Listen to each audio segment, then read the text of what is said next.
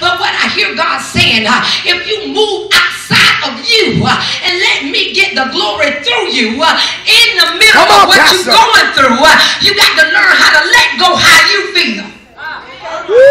Number one, it is not about you. So how you going to worry about what you feel, what you're going through, how you think about it, and what you want to do with it? God said, what? It ain't about you. It has nothing at all to do with you. I just need to know, can I use you? That's it. Come on, Pastor. Are you available?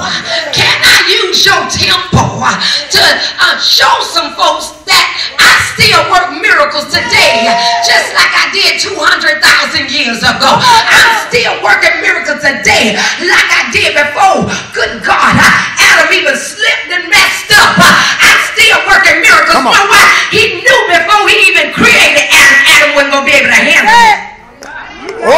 Come on. Just like you and I. He already knew when he made Adam in his image, that in his image, mother, had a little flaw. Because every time God make us in his image, he can't make us perfect because we'll think we God. So I wish I had somebody that'll tell the truth and let it go tonight and say, yeah, he made me in his image and I still messed up. That's for all you perfect saints. I feel like preaching. So he said, look at here.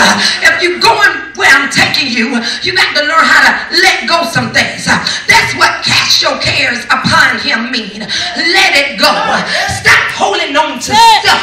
Stop holding on to people. Some of y'all God is snatching folks out of your life left and right. And you wondering why people are turning their backs on you.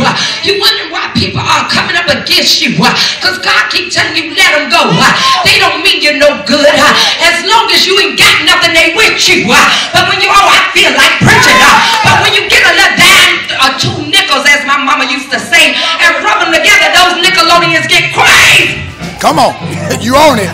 You own it. Especially when they the ones didn't give you the nickels this time. I wish I had some folks to let go of them haters and pick up some celebrators. It's time for you to stop worrying about people hating on you. The Bible said, Jesus said, many will be hated for my name's sake.